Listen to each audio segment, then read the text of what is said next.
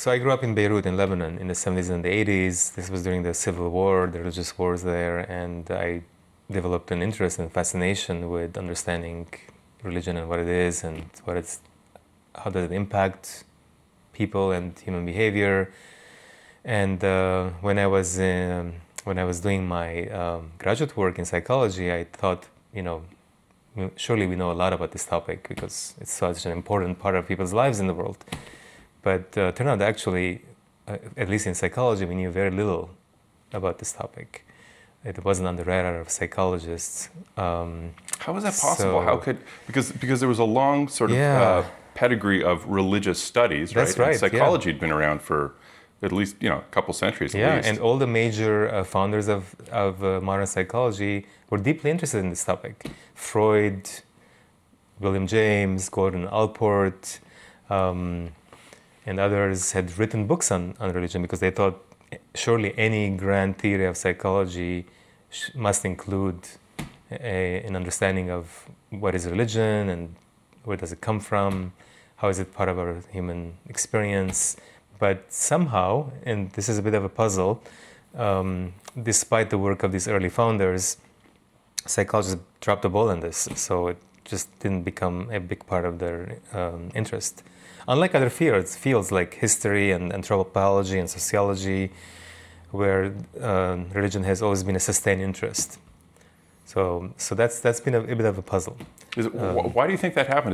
Was it a trend towards like increasingly narrow empiricism, methodologically speaking, that just made people sort of toss religion to the side? Was it too messy for people to study at first, or was there like another secularizing trend? It's possible that that was part of it. The methodological commitments of psychologists come from a desire to study human behavior in a controlled setting in the lab, and religion is not the sort of thing that easily lends itself to the study of human behavior in the lab.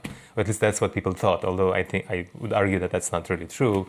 But that probably contributed to this lack of interest in religion, at least in the in this period of time until very recently, where this was not a topic of interest. There could have been other issues or other explanations. There's this idea of the two non-overlapping magisteria, as Stephen Gould said. Right. So it's possible that many scientifically minded researchers kind of stay away or have stayed away from religion because they just don't want to mix science with religion. Religion has its place, or that's the idea, and science has its place to explain things. Religion tells you how to live your life. Science doesn't tell you that, but it tells you how to understand the world. So I think many psychologists accepted that kind of without critically examining that idea. I think that's unfortunate because we need to really understand what religion is and how does it work and how does it impact us as people. And hardly a day goes by when you open the news and the media and not see anything about religion. It's such an important part of what's going on. Yes, so I don't think you can. It's really hard to avoid the topic. Doesn't matter how, whether one is religious or not. I think it's really important to understand it. So in that sense, I think this commitment of separating the two is I think it's very unfortunate, but probably contributed to this neglect. Unfortunate in terms of, I suppose, the time lag that it's taken in order for psychology as a scientific study to catch up and realize that it's a legitimate object of study. But maybe fortunate for people whose careers, there's all this wonderfully rich material just waiting to be mined, I suppose, from psychological I think that's perspective. another way of thinking about religion, is that it's such an important and interesting set of beliefs and practices that come together in people's lives, which tell us a lot about human psychology. So there are fascinating puzzles about human psychology that comes out of religion. For example, the costliness of rituals, right? The kinds of commitments people make to religious beliefs that seem puzzling from an outsider's perspective. And so psychology has a lot to say about these things. So I've always had an interest in this topic, having grown up in the Middle East, where religion is such an important part of the world. Then What was just out of curiosity? What was your experience during the war? You must have been quite young, right? I was, yeah, I was. The war in Lebanon started in '75. I was 5 years old at the time, and I basically grew up in that era. I think it lasted about 15 years. So I was ducking bullets, and looking back, it seems it seemed like a very strange time to live there at that time, but it was life as usual at the time for us. So you grew up with that inherent conflict between ethno-religious groups as sort of the norm, I suppose. It was the norm at the time, yeah. Now Lebanon is a small country of 4 million people, but it's extremely diverse, ethnically and religiously, and for a long time it was actually a model country of harmonious coexistence. But then that fell apart completely during the Civil War. So these experiences, when watching what was going on around me, really had an impact on how I think about human psychology, and it really made me turn into social psychology, my field of study, to really try to understand how things work, how societies function, and when they fall apart, what does it take to get people to get along or not get along. So these were some of the things that had an impact on my interests. Is just, again, out of curiosity, is that what propelled you to study psychology in the first place? Were you interested in this topic of religion and cooperation a priori, or did you come to the sort of the formulation that we're going to talk about? Yeah. Once you started sort of getting into the meat of it. That particular line of work and that interest in trying to understand the evolution of cooperation in relation to religion, that came later. Came out of a couple of interesting puzzles that I was thinking about. So what are these puzzles? Later. Yeah, let's talk about that. So I've always been fascinated with the question of origins of us as human beings. Where do we come from? How is it that the kind of worlds that we have built around us, the social worlds that we live in, how do these develop? So these questions of origins have always fascinated me, because they tell us a lot about where we are right now, and where we might be going in the future. And so I started to think about these two puzzles that are really intriguing. One of them has been a long-standing puzzle that has preoccupied a lot of thinkers who look at human behavior from an evolutionary perspective, and that it's a puzzle of human social psychology. That's the puzzle of large-scale cooperation. So this is a question of how is it that us human beings, we have the temperaments and the instincts of basically hunter-gatherers. We evolved in an environment where we were living in small, mobile bands that are egalitarian and face-to-face communities. So typically we know most of the people we interact with, or we're related to them genetically. So this is for the vast sort of prehistorical period, I suppose, right? So if you go back in time, pre-10,000 years ago, before the agricultural revolution, and the human settlements and the rise of towns and cities and villages, basically we were hunter-gatherers. All human beings were, we're descendants of hunter-gatherers, and hunter-gatherers lived in these small communities. Right, like up to 150 people. Is that sort of that's one estimate people give, but numbers can vary depending on the group, but certainly not more than a few hundred. Basically small enough that you would pretty much be able to know everyone. Is that sort of the key distinguishing factor? You either are related to people genetically, family or extended family, or you are interacting with people on a regular basis and you know them really well, your neighbors and your tribe, your immediate community. It's not that people never interacted with complete strangers. They did, although these were highly ritualized and they were infrequent and often turned violent. Because people didn't really have necessarily the proper psychology to interact with strangers, because that wasn't part of their lives. Now fast forward for over 10,000 years, and then you see this gradual scaling up of human societies, larger and larger and more complex, less egalitarian, and more anonymous. Right. So now we live in, the overwhelming majority of human beings live in these very large communities, so to speak, of complete strangers. And we interact with each other, we depend on each other for our survival, and we cooperate intensely with people who we don't know at all, and we may never meet again. And cooperation And here, that's a puzzle. It is a puzzle, yes, very much so. But especially if you think of cooperation, and correct me if I'm wrong, but the way you and your colleagues conceptualize it is maybe broader than what people might usually associate with the word cooperation, right? Cooperation for some people may elicit only ideas of, a literal I scratch your back, you scratch mine, or we're participating together in this cooperative game. But cooperation really, if you think about it, again, correct me if I'm wrong, it involves pretty much the entire economy, all our social networks, everything that requires us to interact with other human beings in a way that benefits each of us in some way, even if it's based on profit or based on mutual social interest, something like that. Is that fair? Yeah, and cooperation can take a variety of forms. And ever since human beings settled down and started to live in villages and towns, and then which became larger and larger cities, we've depended on each other. We've cooperated for things like mutual defense or irrigation networks, or trade is a very good example of this kind of cooperation that happens at a large scale, where people are interacting with complete strangers, and that they have to have some degree of trust to exchange goods and services.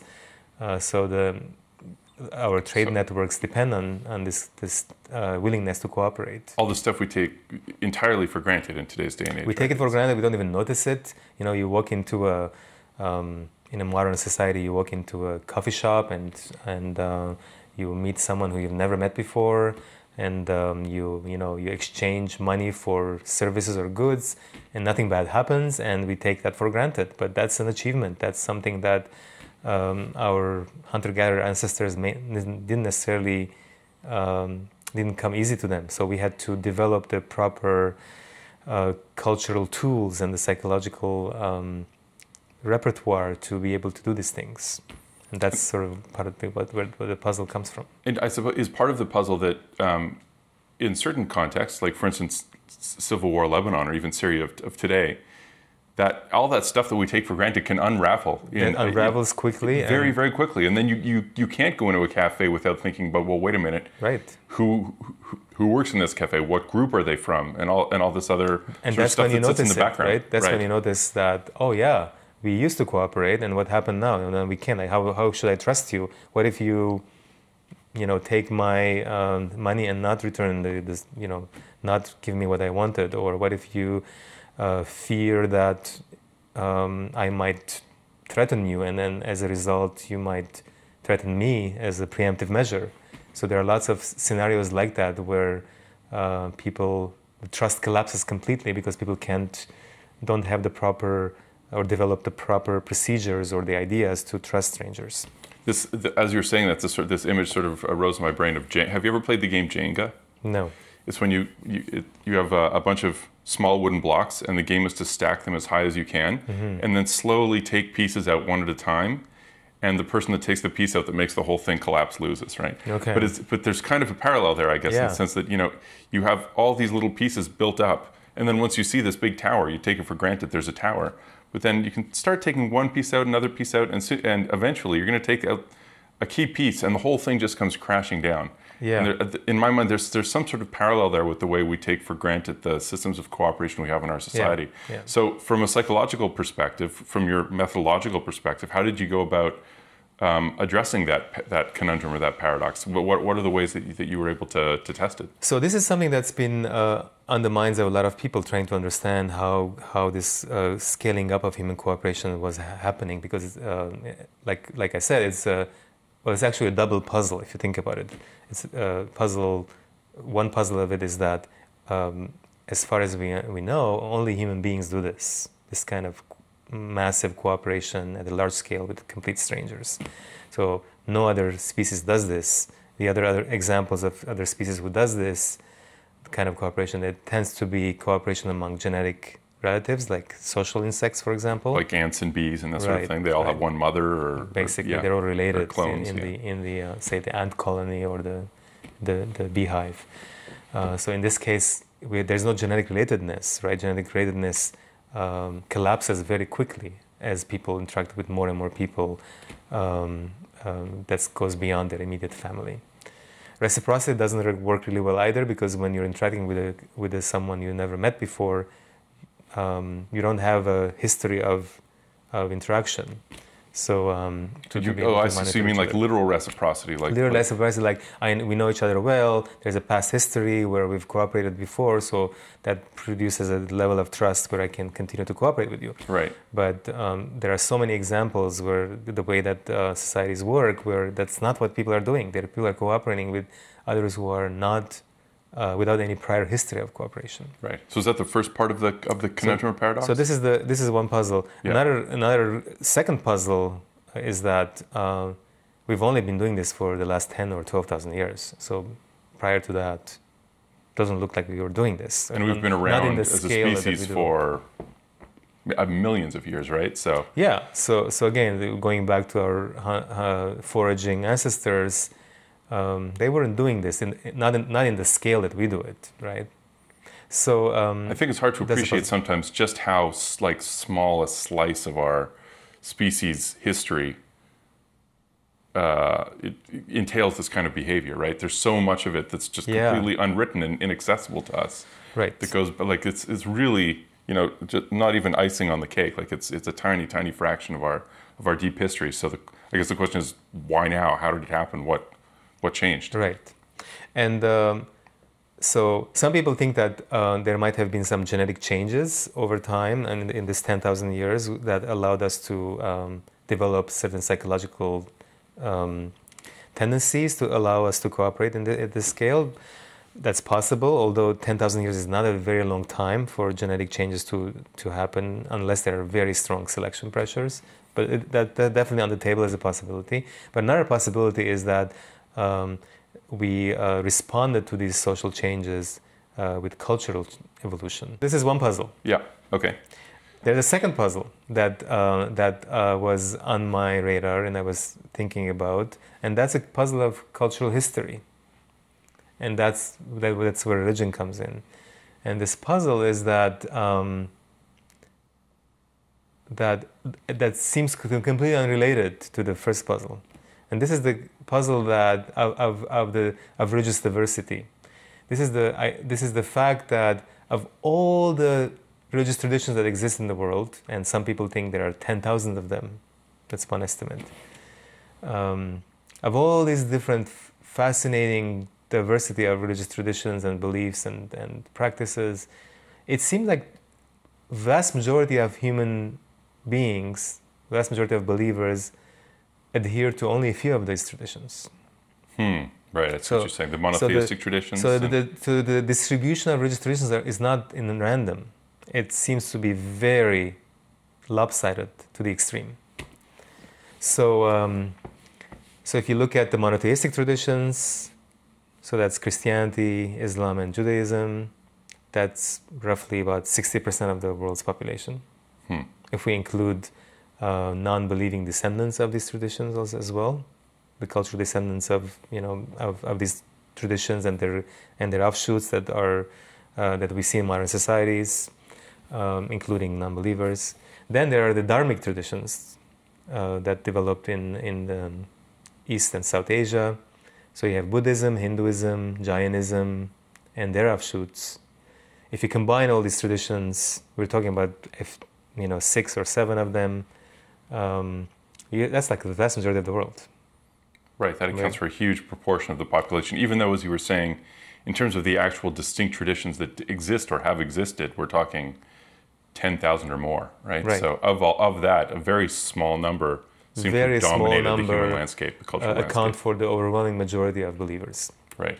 Of course, these traditions are not monolithic. There's enormous diversity in Christianity, in Islam, in Hinduism, etc. But they do have some shared ancestry, cultural ancestry. There are some commonalities, and there's a historical trajectory that you can trace. I mean, going back in time, take Christianity. It was a small movement within Judaism that at one point it was just a sect that was trying to make it into the mainstream, and then it did, and then became the official religion of the Roman Empire. And then from there we know how things developed, right? And you can tell a similar story for many of these other world religions.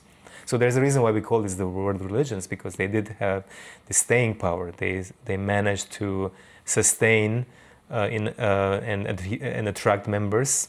They also were able to encourage high fertility rates among their members, so that the group can expand that way as well. And then with enough time, you see this stabilization of these traditions, and then they had expansion. So I think this is yet another thing that most of us just take for granted, right? I mean, we take it for granted, but it's a puzzle, right? It's a puzzle as to why the distribution is lopsided. You're saying, right? That's what I'm saying. Why it wouldn't be completely randomized across the globe, right? And for that, you need to understand, I guess, both the psychology of it and the sociology or the cultural history, I suppose, right? Even the geography, maybe. So there's a combination of so these are the kinds of questions you can't really answer from a single disciplinary perspective. Like, you can't just get these kinds of questions from just psychology or only history or only anthropology. You have to combine different insights, and that's something that I care about. Something that I think it's important to bring in insights and methods from different fields to get at these questions. So now we have two different puzzles. Interestingly, both of these developments happened around the same time period, the last 10,000 years, roughly. So even though there's this diversity, you're saying the trend towards the lopsided nature, where certain traditions came to dominate, started quite early on in the process. That would be my claim that. Right. Okay. The rise of these world religions and the spread of these world religions over time was occurring over thousands of years and happening gradually. And but the seeds of that were planted relatively early. Is that the core argument? There are some debates on that. How early is early? But I would say, yeah. So there's debates about the exact timing, but we're talking about the last few thousand years. Okay, and possibly going further back to even 10,000 years. Although the record becomes sketchier and harder to study further back in time you go, because also further back you go in time, when you don't have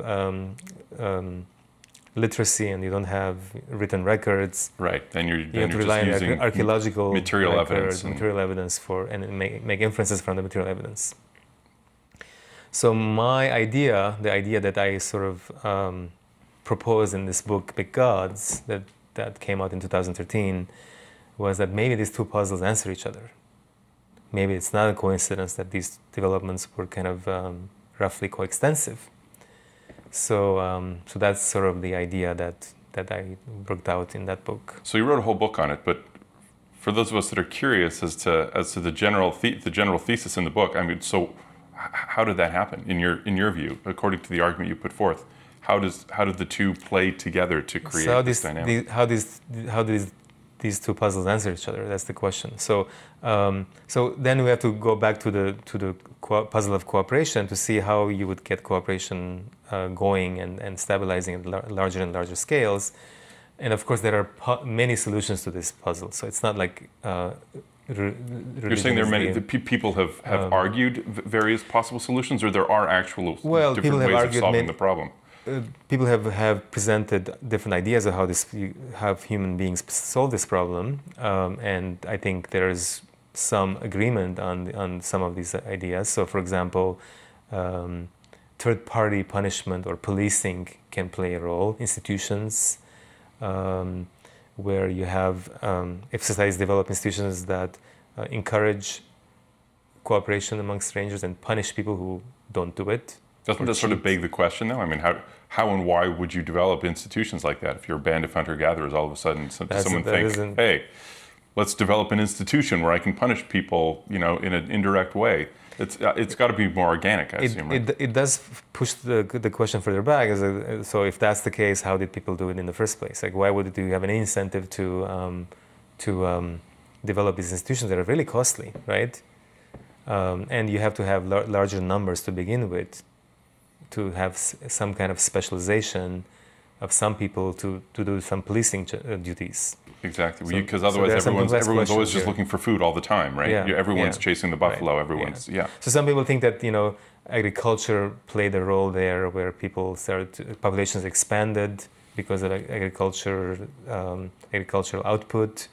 So you have food surplus. Although that does beg the question also, which is why would people switch from foraging to agriculture in the first place? Because agriculture is a long-term prospect. And in fact, there's some evidence that early agricultural people were less healthy and didn't live as long as foragers. So until populations started to increase, and that might have taken a much longer time before agricultural populations were able to, for instance, control disease and things like that. Right. So I have heard that argument before, that basically it was the initiation of agriculture through whatever slow process of technological or farming technology accumulation occurred. And once you had those larger groups, then the question was, okay, how do we, what ways of managing these larger groups all working together to harvest this crop are going to be most successful? But I've also, and again, correct me if I'm wrong, I've also heard that there is evidence showing that it might have actually been the other way around. Right. So that's where this site comes in. There's this very interesting archaeological site called Göbekli Tepe in modern-day Turkey, near the Syrian border, actually. And Göbekli Tepe is the oldest known temple, so to speak, in the world. And we know it's a temple because of because of the particular structures that the archaeologists found. There's clear evidence of it's a monumental architecture. There are some indications from a variety of evidence there that it probably was a place where people gathered from all over Anatolia to worship, although it's unclear what they were worshiping. There are some this very large stone carvings of animals, for example. You see some evidence of obsidian, which is the kind of stone that people used to make tools. Mm-hmm. The thing, though, about this site is that there is no evidence of any agriculture, because it's such an old place. It's more than 11,000 years old. Wow. So people haven't discovered, archaeologists have been excavating this site, haven't found any evidence of any agricultural activity. Maybe one day they'll find it, in which case, this previous old idea that agriculture came before organized religion would survive, although they haven't found it yet after decades of excavations. Whereas they have found it in other sites that came later. Whereas they have found in other sites that are less old. Right. So our earliest data point, basically, is what this site suggests. So, shows some sort of dissociation. So it's a puzzling site, because you have evidence of social organization and some evidence of possibly people settling down in larger groups without any evidence of agriculture. And it looks like the purpose of these gatherings was some kind of religious activity, which we don't exactly know what it is, although it might have been rituals, performing certain kinds of rituals.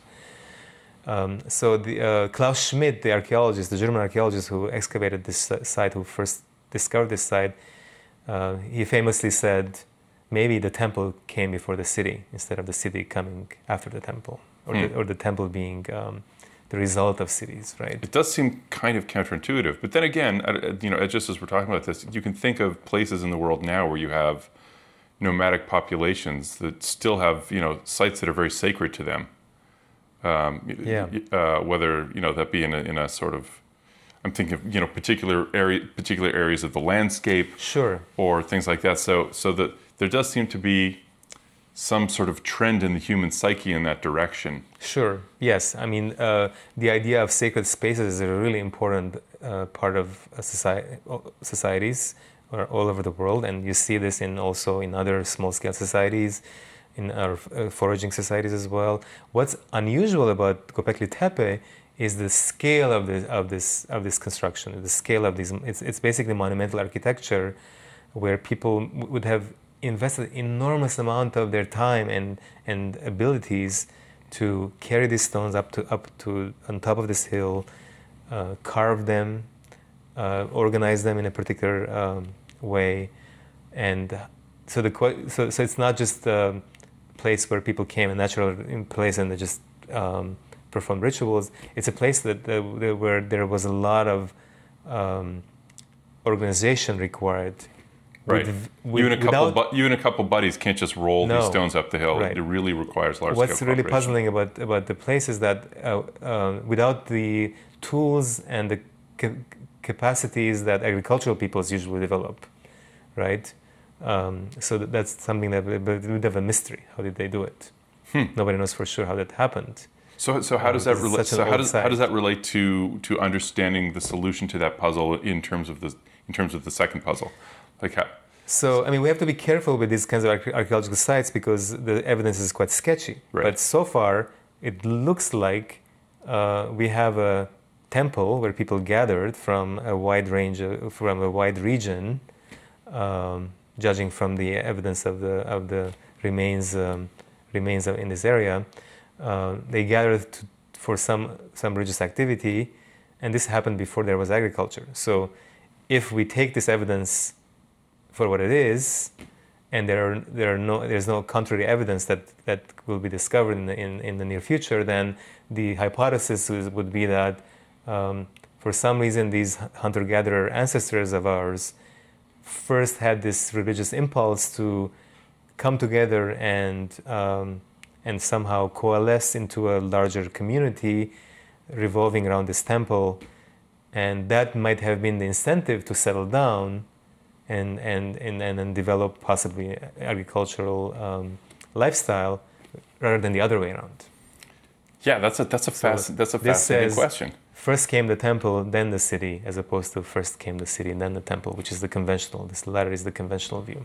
So if it is the first came the temple, then first came the temple and or city, then first came the temple, then the city, right? Let me just get so the question is which came first, the temple or the city, right? Right, so exactly. That's what we're trying to So we have the temple, and then we still have people, wandering around or traveling around as nomadic groups, but nonetheless they come together for these religious or symbolic or functional purposes, some sort of functional purpose as a group. So why would they have done that from a psychological perspective, or from the various other methodologies that you and your colleagues have drawn from? How do you explain that, and why would that be relevant to then explaining the second paradox? So nobody knows why they did it, and we don't even know how they did it or why they did it, but it seemed like they somehow did it. And it seems like there is wide agreement that this is, from all the evidence we can gather, that this was some kind of a religious activity. So that's all we have right now. I think it's a great question as to why they did it and how they did it that we need to know more about. But if that's the case, that really opens up this fascinating link between some forms of religious activity and this puzzle of large-scale cooperation. That's what really is important here.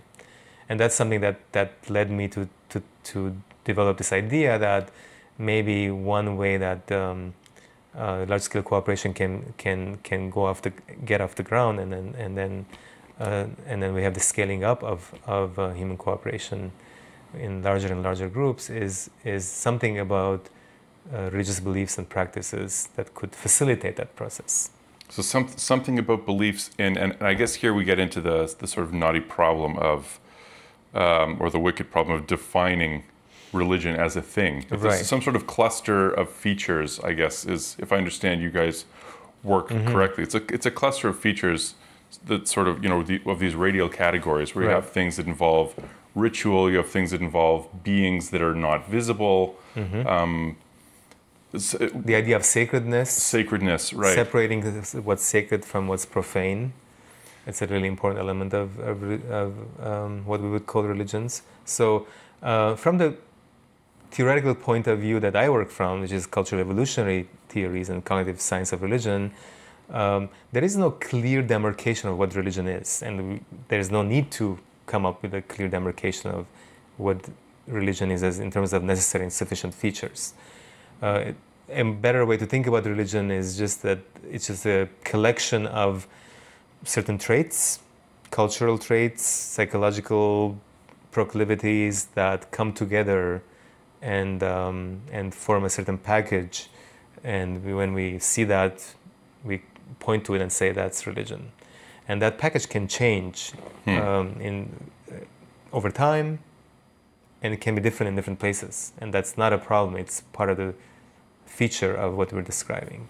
But the argument, I suppose, in your book and of you and your colleagues generally is, or at least the questions that you address are, what is it about that cluster of features, or which parts of those, which clusters, which elements of those right, and then features and then the question lead arises to this cooperation? Right. So which of these traits or aspects of these clusters is going to play a role in human cooperation?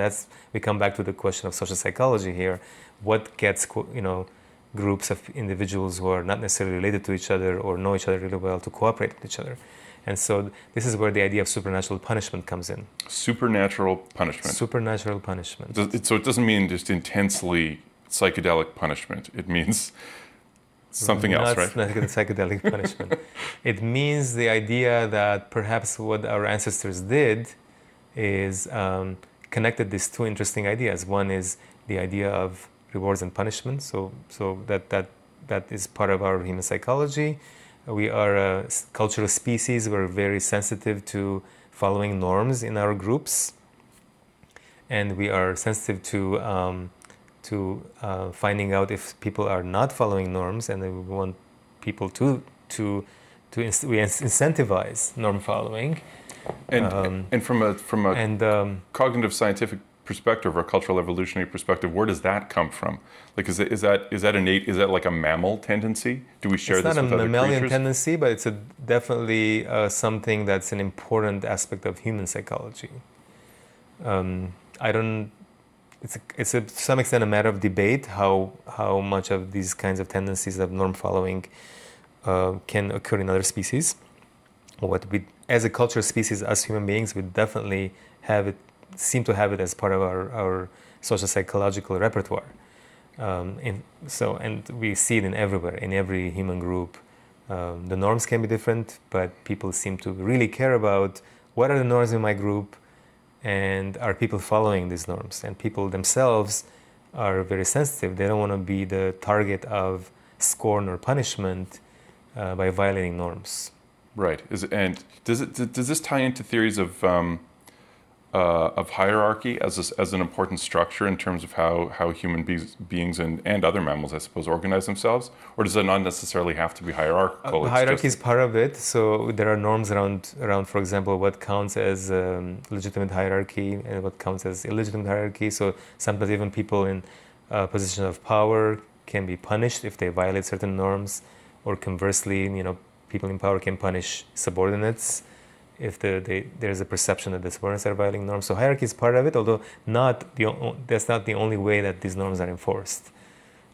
So in a small community of human beings, if someone, for example, did not share food, that might be considered counter-normative, and this person might be shunned or punished, right? Right, and I suppose there's an evolutionary argument for that, right? If people that didn't share food and or groups that had people in them that didn't have a proclivity to share food probably wouldn't do very well over the long run. So there's some sort of selection pressure. Ostracism can be really devastating, right, in these groups where you're depending on your community for survival. Right. Not only socially, but genetically, I suppose, right? Like, you're not going to do very well if you're totally ostracized. So there's the punishment and rewards component. Right. And then there is the interesting idea that comes from cognitive science of religion that it's part of you can say a byproduct of the way our brains work is that we think of these supernatural beings, right? So, for example, ancestor spirits or deities or other kinds of gods. Yeah. So from a modern secular perspective, that's kind of a leap, though, right? Like, it's not immediately obvious, I think, to us that live in sort of the secular West, why that sort of thing would be intuitive. So, yeah, perhaps from our vantage point in 21st century secular societies, where we are we kind of were observers of these beliefs as opposed to practitioners of these beliefs might seem strange, but there are some interesting arguments in the cognitive science of religion that that might be a byproduct of how our brains naturally develop certain intuitions about the world, and so then we can talk about how in secular societies people might then gradually disengage from these intuitions. That's a whole other interesting question. Right, a very interesting separate topic. But are you talking just generally about like the hyperactive agency detection? Well, that's one theory about how these ideas came about, where we, our tendencies to look for agency that could be really important for human survival. Meaning like intentional action, right? Yeah. We're sort of wired. This is the idea that if you see,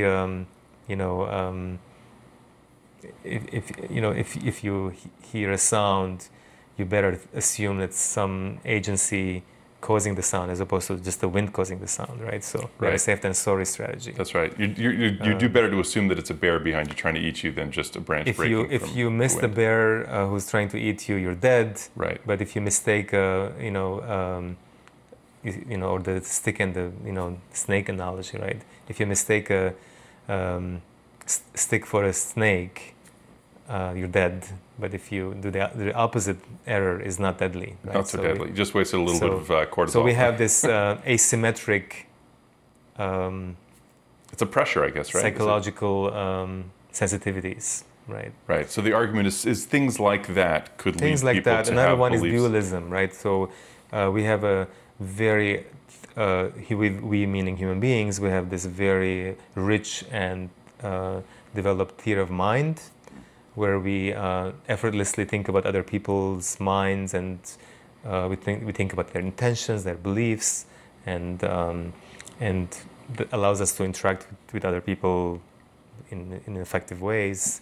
Right. So theory of mind here means like we as individuals are readily capable of theorizing what's going on in other people's heads, essentially. Basically. And we need that in order to function well in society. Right. If you didn't have that, it would be very hard to function, right? In the kinds of societies we have built. And so one idea is that once you have these kinds of ideas about minds, it's not a huge leap from there to also think of minds as being separate from bodies. So the mental world is separate from the physical world. And once we have this intuition about minds, and the intuition that minds can be separate from bodies, then it's a small leap from there to the idea that there could be minds without bodies. That's basically the idea of spirits. From there, so once you have that you can develop the idea of spirits divorced from bodies that can have their own mind of their own. They can then interact with human beings, and then from there you can get to the ideas of gods, for example, that have powers, and they intervene in human affairs, and they care about morality. And that's a cultural change over time that we see in human societies, where these spirits originally were morally indifferent. It looks like they didn't care much about people and people's lives, or if they had any interest in human lives, that was very limited. And they had very limited punishing powers, if they had any, or rewards. But then over time, as societies are scaling up, we see evidence that these spirits and supernatural beings become more powerful, more interventionist, and more morally concerned. Right, because I'm thinking even if you go back to like a modern person's reference point for sort of a pantheon of gods is the Greek pantheon, right? Right. So you think of Zeus and Achilles and all these gods and demigods and all that sort of thing. They weren't necessarily, or at least our understanding of them today is they don't have that same sort of moralistic flavor that the big monotheistic capital G God seems to have, right? They lived their own lives up there in Olympus, and they would intervene in human affairs, but sometimes they would engage in like kind of questionable behavior, and they didn't really seem to care whether humans were being moral or not. And that wasn't that long ago. True. Right? Although even the Greek gods were still very morally concerned compared to what was before. So. Interesting. So, so the argument is sort of a gradual. You're contrasting the Greek gods with the Christian God, where which is moralizing it to the extreme. Although the Greek gods also cared a huge amount about human morality, I'd argue. They were also but they were more fickle. They seemed to be more temperamental, etc. Right. That's true. Although people, in ancient Greek world, really cared about these gods, and they were really worried about being punished by these gods, and these gods did punish people for certain behaviors. It's just that there was more volatility in their behavior than what we were used to from the vantage point of, more, of the Abrahamic religions that we're used to right now. So yeah, from the Abrahamic position, the Greek gods look sort of fickle and morally detached. But you're saying prior to that, it was even more so. Yeah, if you go back to the archaic religions, further back in time, there's still some moralization. Then you see the evidence in the Mesopotamia, in the Babylonian religions, in ancient Egypt, where there's this idea of supernatural justice, where what happens in your afterlife is to some extent determined by what people do in their own lives. And so there's the idea that if you violate certain norms in this lifetime, you'll be punished in the afterlife, and conversely, you might be rewarded in the afterlife if you do certain things right in this lifetime. So that connecting of the supernatural and the moral, you already see it in archaic religions, in ancient Egypt, in the Middle East, to some extent in China, ancient China. And then you further go back even further, you still see that even less. So it seemed like there was this is the idea, the hypothesis that we are working with these days, myself and some of my colleagues like Joe Henrik and Ted Slingerland and Azim Sharif and others. The idea is that over time there was this gradual buildup of what we would call the moral and what we would call the supernatural. And so, interestingly, there's some evidence to that in that respect. Also, cross-culturally, you see that societies that are more larger and more social, where there's more social complexity, have gods that are more powerful and more moralized, if you look at the anthropological record. Interesting.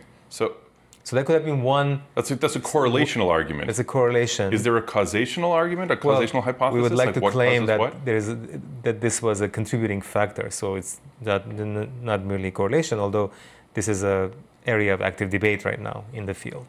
Right, but what there is the factor? Is it the moralizing tendency? Is it as gods got more moralizing, it allowed for more cooperation? That's right. So that would be the hypothesis here, is that perhaps what happened was there was this interesting feedback loop where when people sincerely believe in gods that care about human cooperation and punish people who are not cooperating and reward people who are cooperating with other strangers in the community, if that belief takes hold to some extent, that will allow these societies to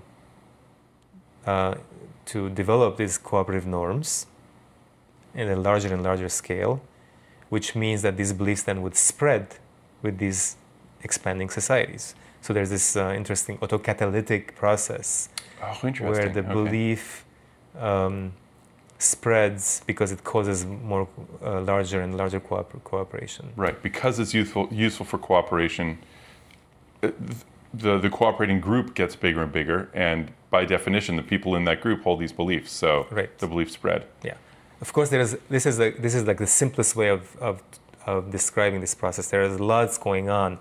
It's much more complicated than this. So there are also a really important role for rituals. Rituals can also have cooperative effects. When we talk about cooperation, we're not just talking about nice cooperation, like people are benefiting in a sort of a mutually beneficial way. There's a lot of exploitation.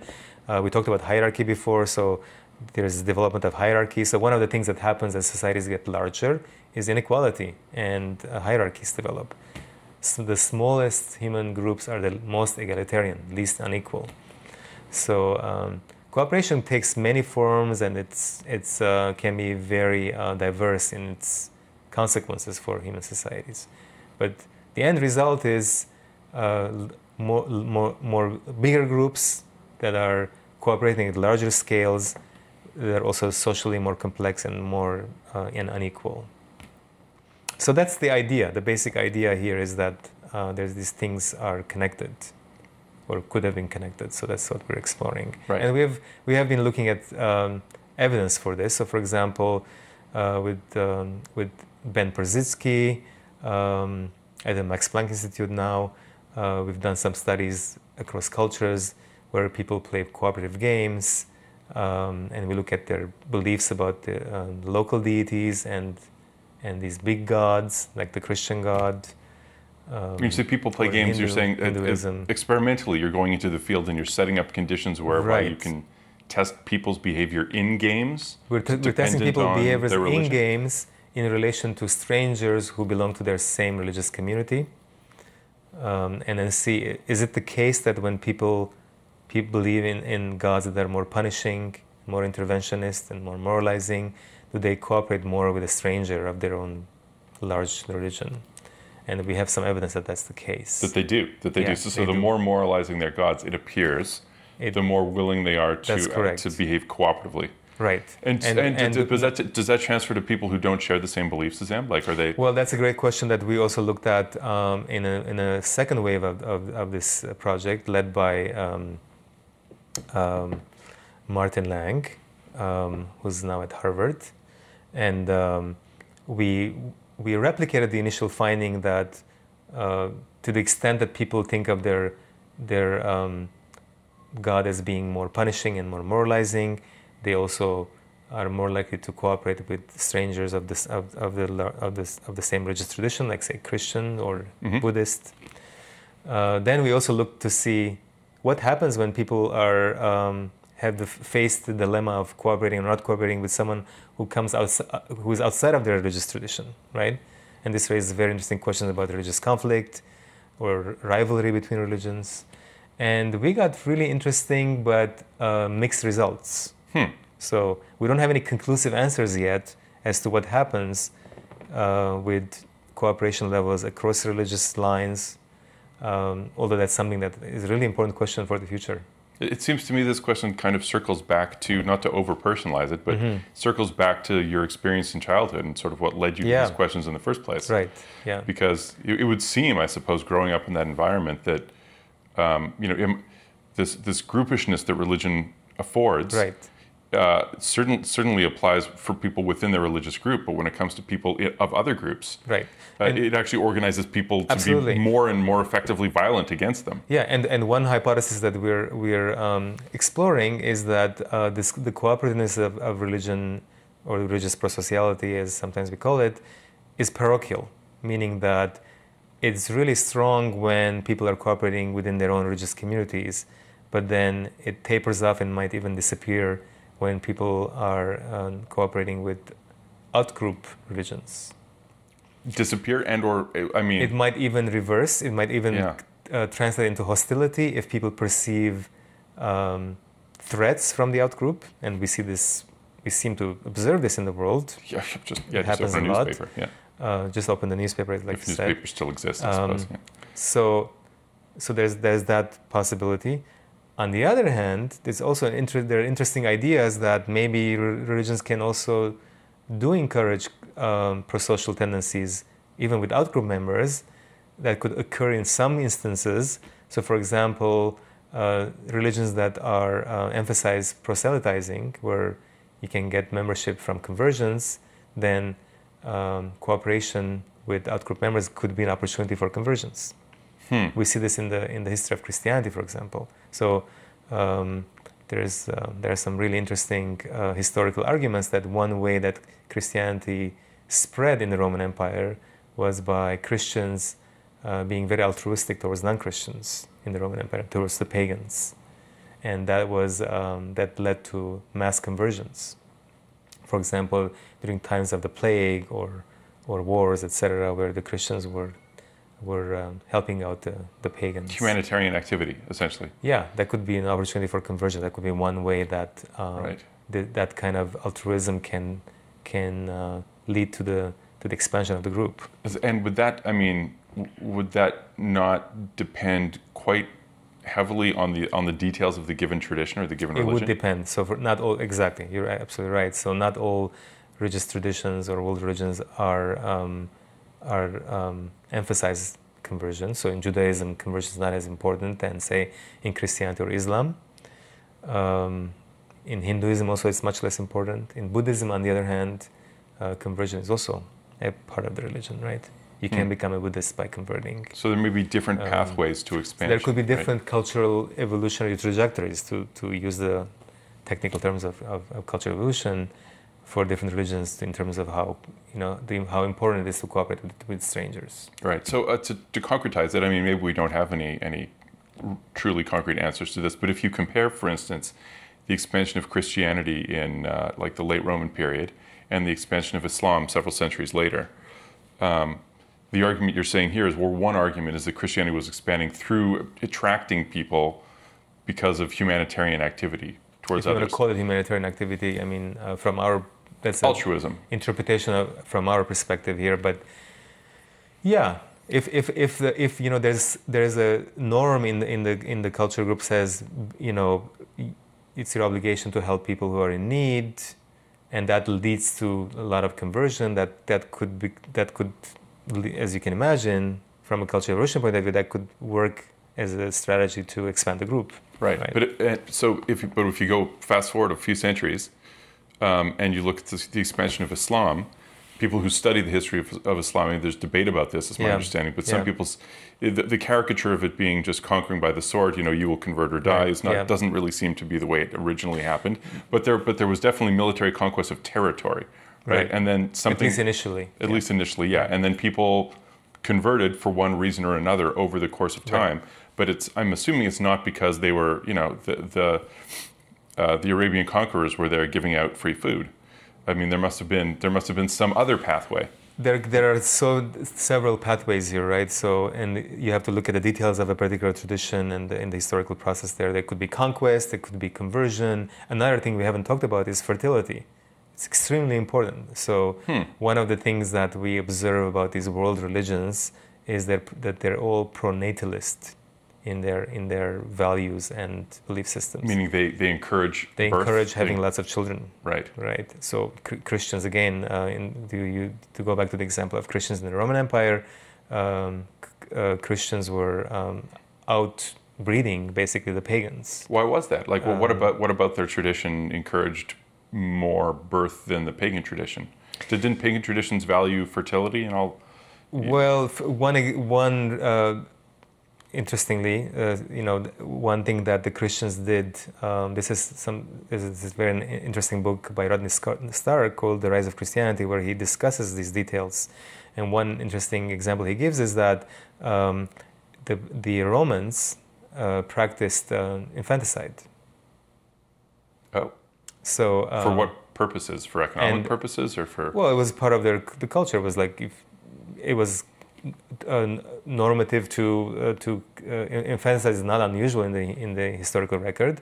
Right. So the Romans did it a lot. If they, babies if parents couldn't take care of their children, they would, or their babies rather, they would abandon them, or even allow them to be killed.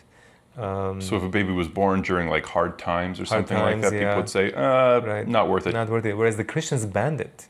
Oh, I see. Infanticide was considered counter-normative. It was just like, you cannot do it. So it's not even so much.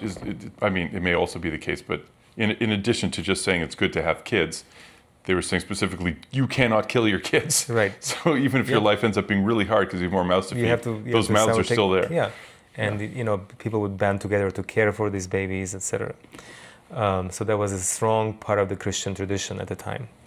In modern societies, by modern I mean like not just now, but in recent times, and you see, for example, very strong beliefs among devout Christians that also seem to encourage high fertility rates. So, for example, opposition to abortion, right. Traditional gender roles that are conducive to having large families, right. Opposition to homosexuality, all of these, even opposition to contraception until very recently within the Catholic Church, in the most conservative elements of the Catholic Church or among evangelicals. So I don't think it's a coincidence that all these attitudes coalesce and favor high fertility rates, right? Which it is an interesting question. Open up another mechanism for these groups to expand, right? Yes, right. It's a mechanism, but it does. I think for those of us who might just be starting to think about this, then we do get into this sort of causation, chicken and egg question, right? It is a chicken and egg question, right? And I mean, a lot of what we've been talking about is, in a sense, a chicken and egg question, right? Yeah, or I suppose also an awareness question. So not just chicken and egg, but for instance, like, does the Catholic Church know, as an example, does the Catholic Church know that they're encouraging the world to be full of more Catholics by discouraging the kinds of behaviors that they view as immoral? Like, is it coincidence that the things that are immoral are the things that prevent, the world including more Catholics? Or is it, and it's just that we've arrived at a point in history where we're putting two and two together and saying, oh, wait a minute, that's why there's so many? Or, like, what's the degree of intentionality or awareness? So in terms of the way cultural evolution works, you don't need any reflection for this thing to work, right? If you have these attitudes and the attitudes lead to certain kinds of behaviors which lead to the stabilization of these groups and their expansion at the expense of other groups, then it works. You don't have to understand the connection, right? In the same way that cultural evolution favors certain kinds of, preparing certain kinds of foods in certain ways that help people to get more nutrition from foods. We don't have to understand the biochemistry of how that works. It just worked once. It caught on, then it becomes a tradition. Yeah. It becomes if it part ain't of broke, how you do don't things. try to fix it. Then you don't have, modern science can try to understand why it works, but that's a very recent thing. It's not required. It's not necessary for the tradition to work. Right. Interesting. So you have fertility, you have conquest, you have conversions, you have just cultural imitation. Certain kinds of religious beliefs or practices can be attractive to other people, and they might adopt it. Right. So, for example, without even active proselytization, you can see a successful group and say, well, they're doing something right. There's this fascinating, phenomenon right now, sociological phenomenon of that's spreading in Latin America, in largely Catholic areas, where this evangelical idea of evangelical it's something like wealth theology, or there's a term for it. But so this idea that preachers are saying, God wants you to have money. God wants you to be rich. God wants you to be rich, and God wants me to be rich so that I can help you become rich. Right. So it's some kind of wealth theology that's spreading in Latin America. And so it's spreading, right? Well, I suppose salvation in 2018 capitalist society has a lot to do with how much money you have, so that you can, it's some save interesting yourself. Merging of capitalism and Christianity, evangelical Christianity, that seemed to be very attractive for people. Right. So it's just an example of a modern day phenomenon like this you're describing. Oftentimes, what happens is that sometimes the elite in a society adopts a certain particular religion, and then other people copy the elites, and then the religion spreads that way. So that's another way that happens. My master's degree was in Middle East studies, and this reminds me of when I was studying the history of Iran.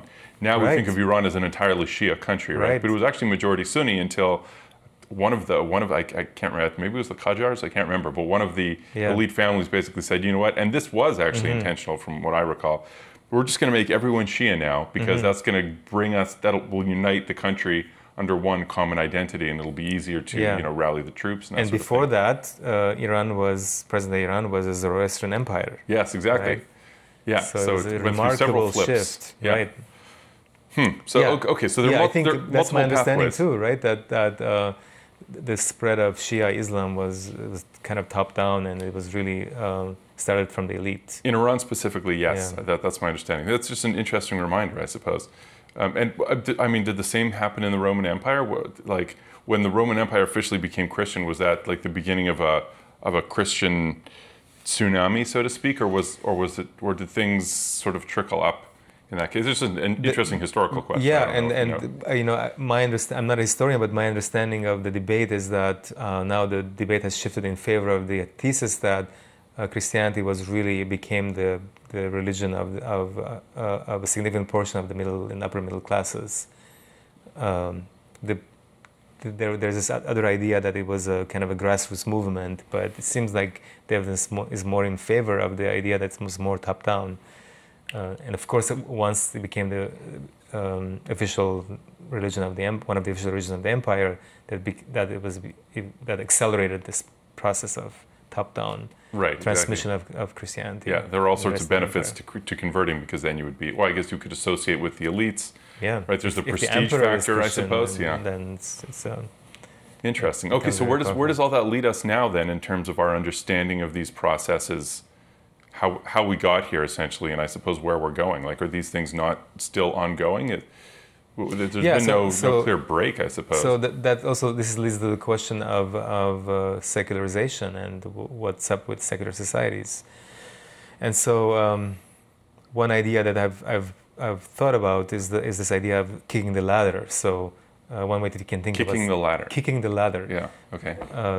You can think of secular societies like the ones that we live in today, like in Canada, for example, or the United States, to some extent, where you have institutions and governance that is not religiously determined, so we have secular institutions. It's explicitly separated from the church, right? We have courts, we have other parts of the government and the state that are derived from secular sources of authority. But that's a very recent phenomenon, where you have strong cooperative norms and large-scale cooperation that's driven by these institutions. So just talking about the last few hundred years, how did that happen? One idea that I've explored is that it was this kicking the ladder phenomenon, where the societies were originally got to this point with religious solutions to large-scale cooperation, but at some point they replaced religion with secular institutions. So the idea is that it was religion, and specifically this notion of moralizing gods, I suppose. The idea of moralizing gods, the idea of rituals that bind people into communities, the idea of the sacred and the profane. So people rally around the sacred. So all these religious sources of moral communities. At some point, some societies figure out how to replace these mechanisms with secular institutions and ideas. Right. So this is an interesting idea, because it says that secularization is not in contrast to religion. It's actually derived from religion. It's a continuation of religion by other means. And I mean, if you were to just the way my mind goes, but if you were to look in terms of the history of ideas, and even philosophically, if you look at the ideas of sort of the progenitors of modern secularism in early modern Europe, like Nietzsche, Spinoza, people like that, if you look at the content of the ideas themselves, what they're saying is you can't separate it from their experience with a declining religiousness, right? I mean, the seed was planted within a religious societal context, and people start to see fissures, I guess, maybe in the logic of it, or in the consequences of it. But it wasn't this instantaneous break where all of a sudden Newton came along, the apple fell down, and they're like, oh, rationality. Right. That there is one. There's a view like that that's popular in this age we live in, where all of a sudden people think of like the age of enlightenment, and all of a sudden like magically we have this very strong secular ideas coupled with the advancement of science and technology. Right, as if a light bulb, a light switch just turned on. It didn't happen just from scratch, like it didn't just pop out of nothing. It was derived from what I would argue religious ideas that were there already for thousands of years, and so secularization is in this sense, like I said, a continuation of religion without the supernatural components. Right. So when we go and get our driver's license, or we're summoned to court, or we take for granted that the cops will show up if someone assaults me, all that stuff. You're saying all the everything that supports that we take for granted, the fact that those things exist and they're there, actually has its roots in religion. We just kind of subtracted God from it at a certain point. Basically, right. So instead of supernatural intervention and rituals doing the job, we have courts, contracts, norms. We have we also have our moral intuitions, our moral emotions that are trained to keep going with these cooperative norms that play some role. But That seems like Yeah, no less just a of few a hundred years ago, these were religious ideas. exactly. So were this seems like no less shaping of a these mysterious ideas. process than how it began, right? Yeah. I mean, it's because, well, maybe it seems mysterious to us because we view our views as so inherently different from the views of people several hundred years ago. Yeah. So maybe the shift really isn't so dramatic. But The shift is not as dramatic as we like to make it. in what sense do you think? Well, this is also, I think, important in understanding the modern debates about the clash between, or the perceived clash between religion and secularism, or science and religion. Right. I mean, you can think of, that's one way to think about it, but that contrast is really if you go far back enough, you see that really these rivalries come from the same tradition, right? It comes from the same imperatives and same societal conditions that led to these divergence to some extent in some societies. So you're saying the impulse towards scientific understanding came from a social context that was inseparable from religion? Like, is that what you're saying? Well, as opposed to science sort of dropping in from the outside? Science originally developed in monasteries, right? Right. So, yeah. And or the idea of search for alchemy. Take the idea of moral progress, right? I mean, yes. It's a religious idea that somehow we can improve in a moral sense, and now we have secularized that idea, right? We have human rights, universal human rights, treating other people equally. Yes, that makes sense. I suppose the idea of like scientific materialism and rationality blurs, but there are a whole bunch of what sounds like what you're saying is that there are a bunch of normative aspects to today's rational, quote unquote, rational secular modernity that clearly its genealogy goes back to religious ideas. back to religious ideas. That's a good way of putting it. And you can take other examples like that. So think about all the isms of the 20th century, as Scott Atran says, right? Mm-hmm. Communism, fascism, democracy, capitalism, and you see remarkable similarities with the religious isms that came before. It just communism has a utopia, just like religions have utopias. It has heroes.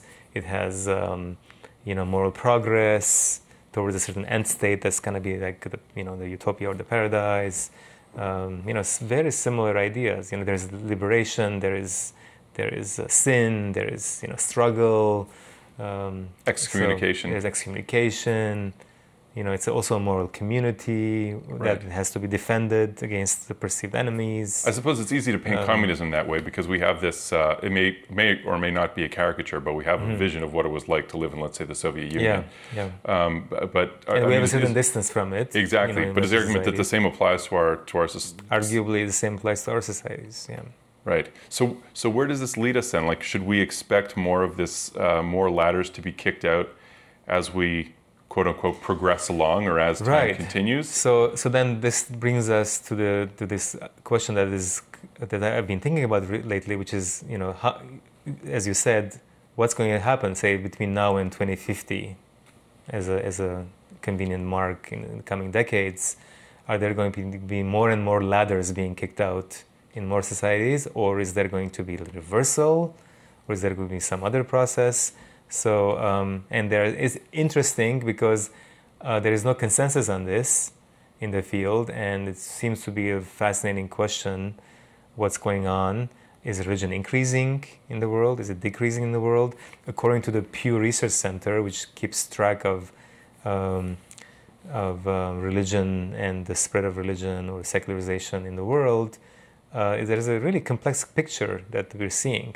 So, and it's, on the face of it, looks quite contradictory. So on one hand, we're seeing secularization happening in many parts of the world, or at least some parts of the world, like definitely happening in Europe. It's happening in Canada. And how are they defining secularization? Just people no longer self-identifying? Define it as self-identification with religion, belief in God or some universal force, belief in or attendance, religious attendance is another way of looking at this question. Right.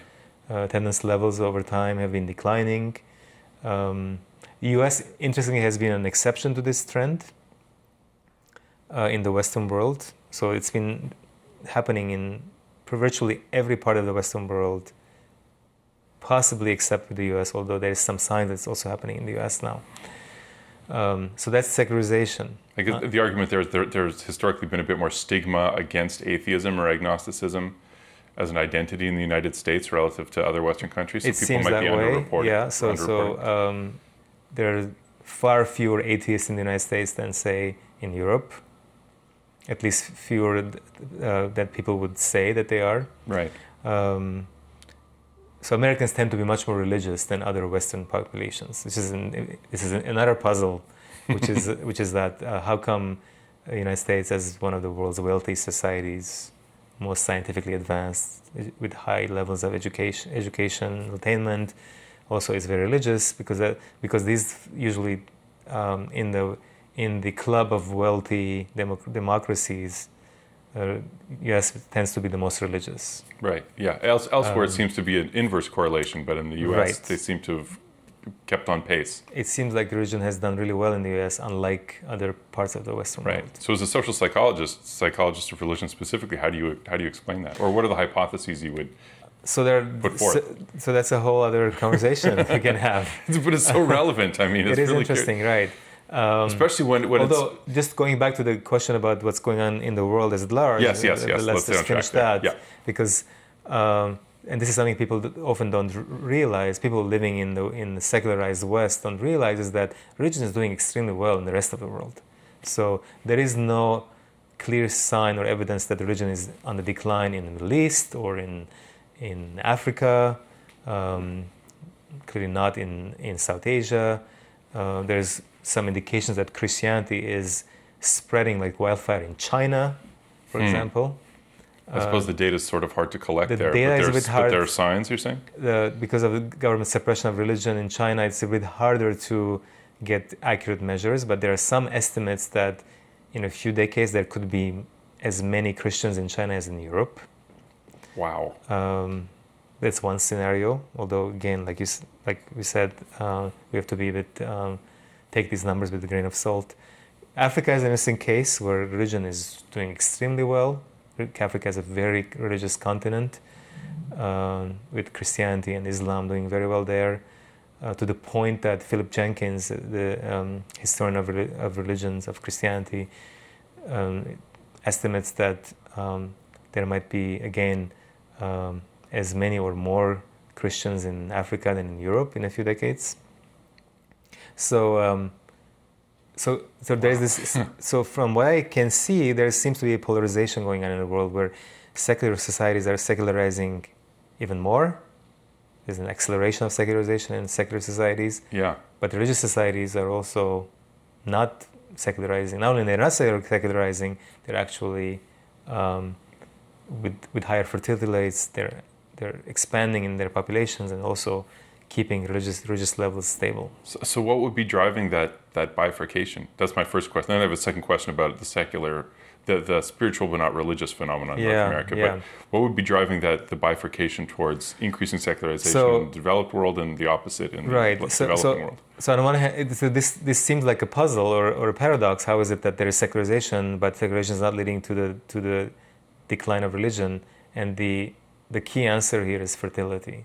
So there's this really powerful link between religiosity and fertility rates. And this has been observed across pretty much all major world religions.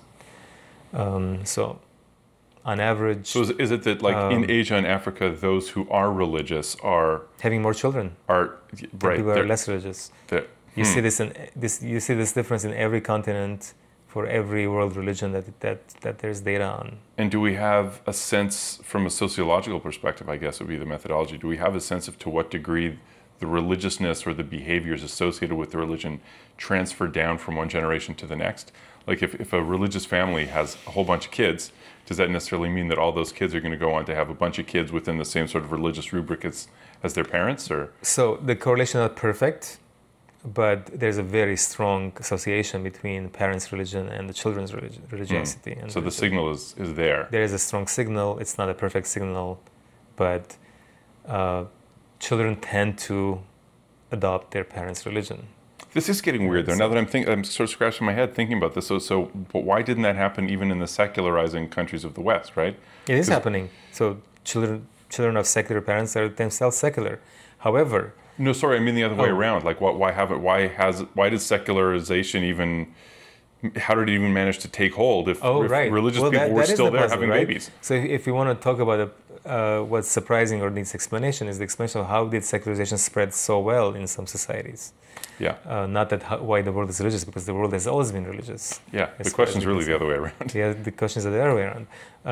But that's an interesting question. Like, so in some places like Northern Europe, Scandinavia, where you have the overwhelming majority of people say they're not religious, they rarely go to church, they only identify with their church in a cultural way.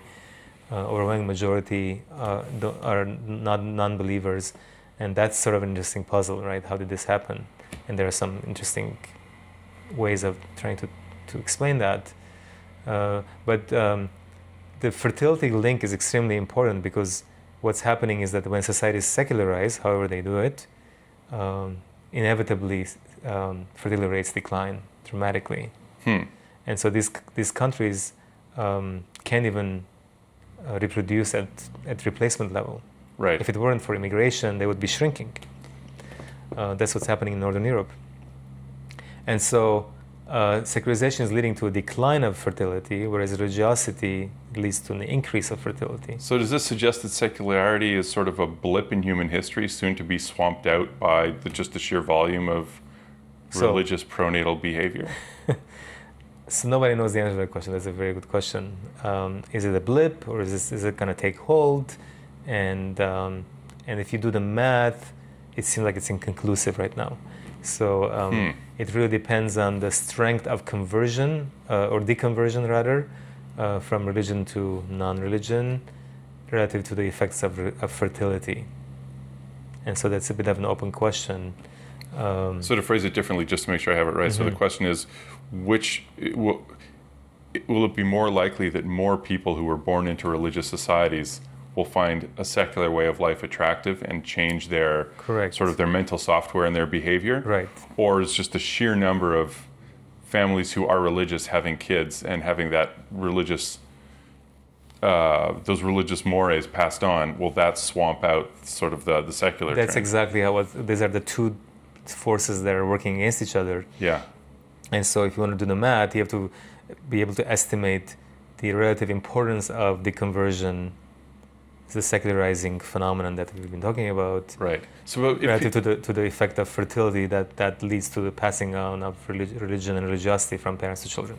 But if people are, as you say, from an evolutionary psychology perspective, so relatively well wired for certain kinds of what we would call religious belief or spiritual belief, what is it about a secular?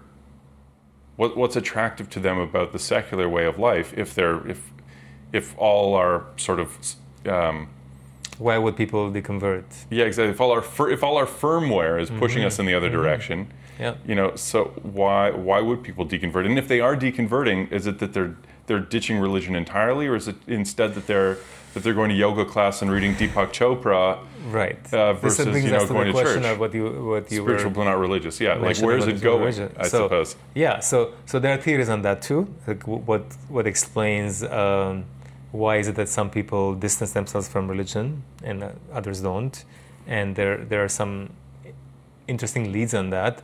One is what's called existential insecurity, or existential security in contrast.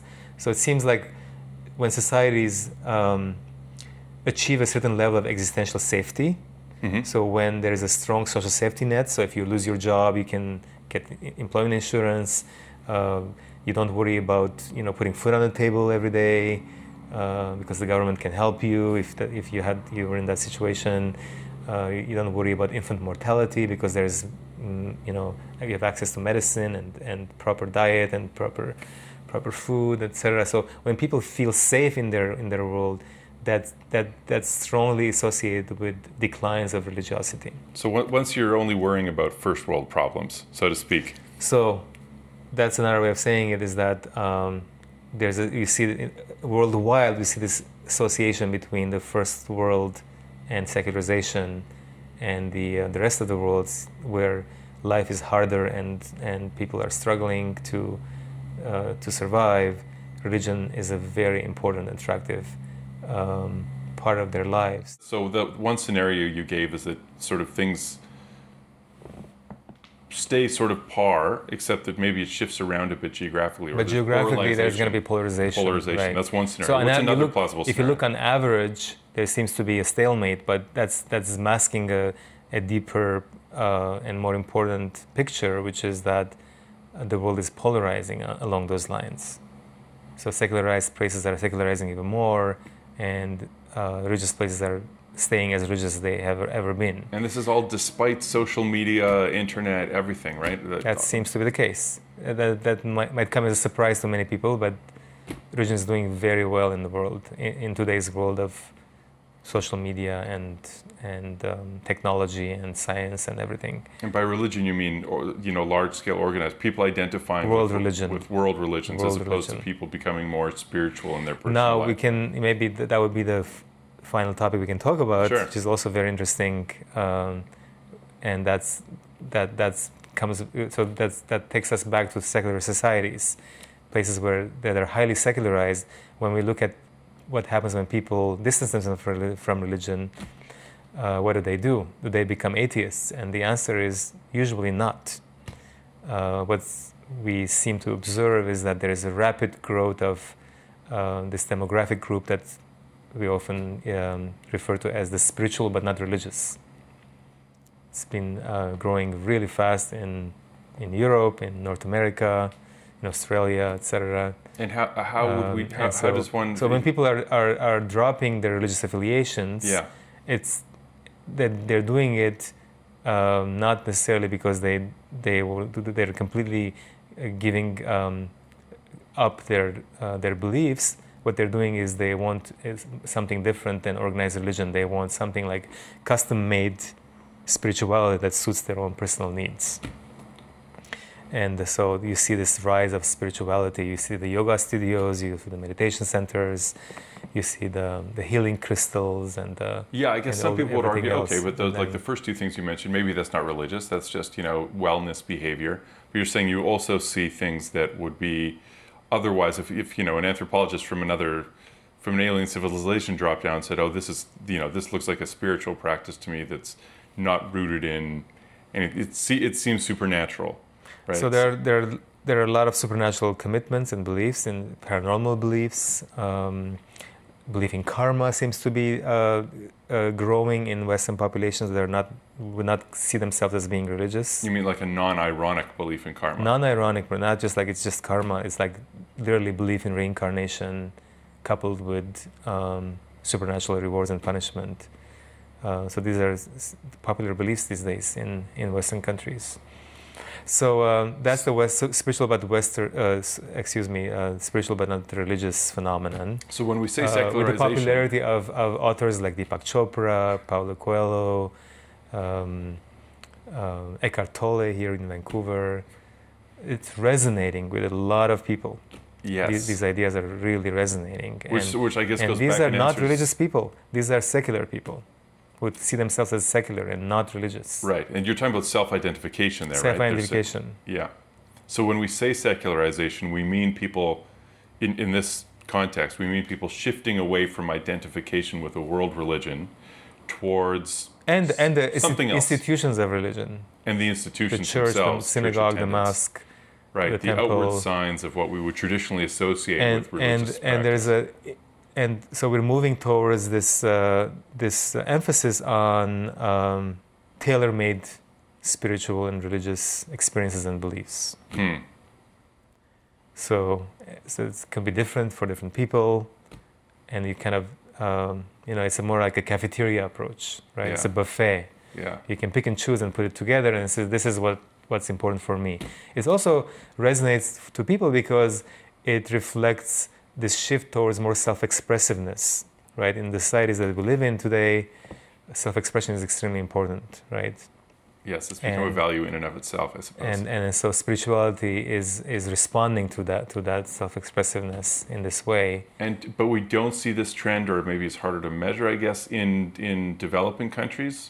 Developing countries, this kind of spirituality is there, but it's so intertwined with organized religion that it's hard to separate it. Like if you go to India, you see a lot of spirituality, but also the spirituality is so tied up with Hinduism, right? And Hindu practices and beliefs. It's harder to Whereas here, in a place like Canada, you meet people who are completely uninterested in organized religion of their parents or their grandparents.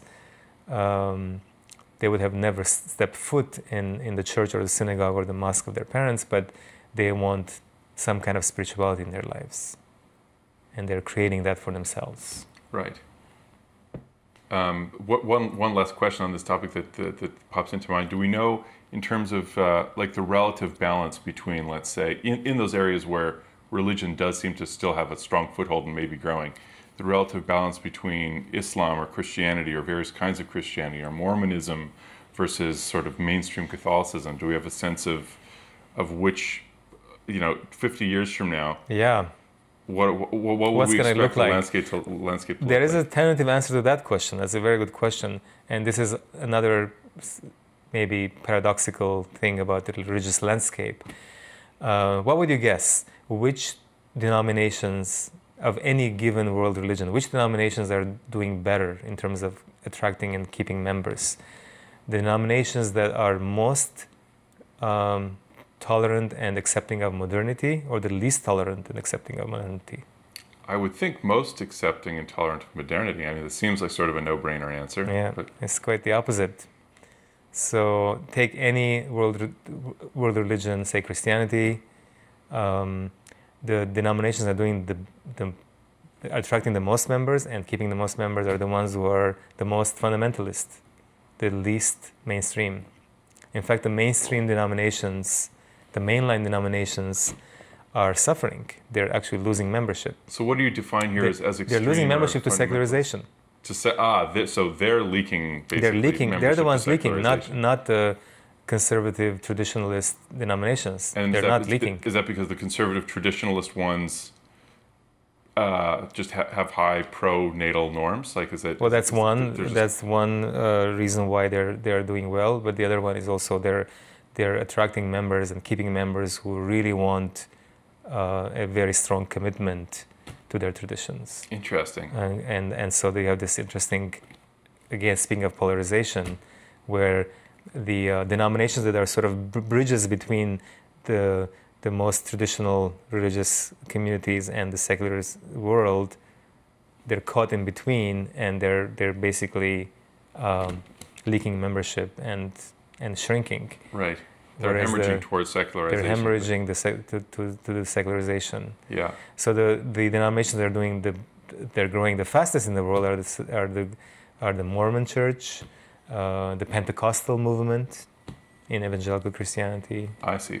And this is the same story with in Judaism, for example, right? You have. Oh yeah, I'm acutely aware of that myself, having spent quite a bit of time in the Middle East. The sheer momentum behind the national religious movement relative to, let's say, the previous secular Zionist movement is remarkable. If you look at Israel, for example, you have this interesting shift. Israel used to be overwhelmingly secular. Yeah. And now it's shifted towards being predominantly religious. That's mainly because the Orthodox and the ultra-Orthodox are expanding in numbers, mainly because of fertility rates. Interesting. So that's a microcosm of what's happening in other parts of the world, right? Or the world at large. Huh. So all this stuff's really fascinating. So I'm sure people who are listening or watching are going to wonder, to some degree, well, how do I find out more about this? Where can I read more about these ideas? How can I track what's likely to occur over the next few years? It's just a really fascinating sort of set of questions. So what would you suggest people turn to? Like things that they could read, things that they could watch that would help them sort of explore these ideas further if they were interested? So one good place to go is to the website of the Cultural Evolution of Religion Consortium. and that's at circ.ubc.ca. CERC, CERC.ubc.ca. Another place would be Big Gods, this book that was published in 2013 by this book is your book, Princeton University Press. So a lot of these ideas are explored in that book, and in an accessible way. There's also a more recent article that I published with my colleagues in the journal Behavioral and Brain Sciences. It's a long article, it's somewhat technical, but it covers a lot of territory. And there's also, what's nice about this article is that there was a response by many experts and commentators to our article, and then we also responded back. So there's an interesting dialogue and debate about many of these issues in there that could be of interest to people. Interesting. Just as a teaser, I'm genuinely curious. I mean, what are the counter arguments that people are bringing to the sorts of to the hypotheses that we talked about earlier in our interview? I mean, what are the arguments against it? Well, there are many other views on how these things happened. So how did large-scale cooperation emerge? So another view that's actually quite popular is that religion had nothing to do with it. So religion was just an outcome. It didn't have any causal effects. There was no feedback loop from religion to large-scale cooperation. It was just an outcome of larger and more cooperative and more hierarchical and socially complex societies. That's one idea that has some proponents. And, so is that like an interpretation of the data argument? They're saying like, yeah, you see this correlation, but that doesn't necessarily. The correlation is not it's not causal in any way. Yeah. Religion is more of an outcome than a cause of large-scale cooperation. That's one view. So this debate also hinges to some extent on the historical timing of the spread of moralizing gods, belief in moralizing gods in relation to the spread of large-scale cooperation. Right, like what leads what, right? Right. And your guys' argument, if I understand it correctly from some of the more recent work I've seen, suggests that the evidence thus far is on the side of the gods preceding the organization. Well, that's what we think. Yes. Although there are disagreements on this. Also, I want to emphasize that this is not an absolute argument. So that there could easily be cases or geographic regions where religion didn't contribute to large-scale cooperation, and maybe it happened in other ways. So this is a statistical argument. It's not that there always has to be these kinds of organized religious practices preceding large-scale cooperation. That's not my argument. One could argue that, but that's not what I'm saying. So you're saying just like on average, this but I'm saying that it played some role yeah. in enough places that led to this kind of autocatalytic process where these beliefs spread with the expanding groups that had these beliefs. Interesting. So is that the main thrust of the counter-argument in the behavioral? That's one line of argument and debate that you can find in the article. There are other things that are also interesting and important about what's the proper level of selection, for example. That's an evolutionary question about cultural group selection as opposed to individual level selection.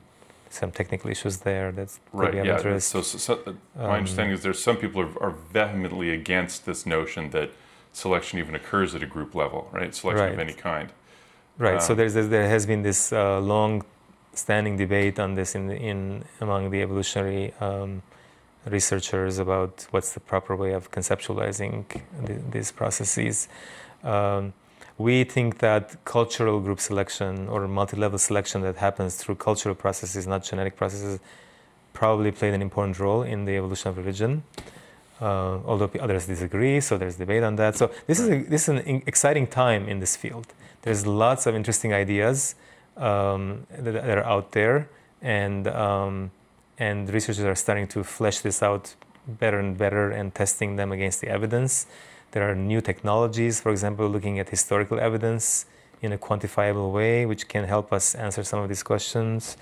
There's also in terms of dating finds, you mean, or in terms of taking historical evidence that's qualitative in terms of what experts know about their geographic region and the historical period, but then converting them into quantifiable data. So Ted Sklingerland and others have been working in this area. So an example is like the database of religious history. The database of religious history is exactly an example of this. So it's still in its infancy, but once we have this kind of database built up, we can test these ideas against the historical evidence, historical data. There's also more collaboration across fields. So anthropologists, psychologists. So I'm a psychologist, but I collaborate with anthropologists like Joe Henrik, with religious studies people also, who know much more about the particular religious tradition than I do. So there's a lot of synergy that way. That's really useful. Just so people are clear, in what way is this work that you're describing and the things that they can read about in your book and in the paper we discussed, in what way is this similar or different to the new atheist movement of, that started maybe a decade or so ago, where you have people who have a very specifically scientific, rationalistic view addressing religion from their perspective? I mean, is there a qualitative difference here? Do you just have small differences of opinion? Or? Oh, I would say it's a completely different thing. So what you would call a new atheist movement, it's really an argument against religion, about the validity or the truth value of religion or the usefulness of religion. So I come from a different perspective. So I mean, I'm just curious and interested in understanding religion as a naturally occurring human experience, not even phenomenon. It's really a different set of questions. It comes out of a scientific curiosity about what is religion and how is it rooted in human psychological and cultural tendencies. And it's really non-committal about the metaphysical question about whether or not religion is true or valuable. That's a totally separate question. So you can be curious and interested in these questions regardless of your belief commitment. That's I would say is a separate question. Right. Yeah, I think that's really helpful for people to understand. Yeah. Great. Okay. Thank you so much. It's been really interesting.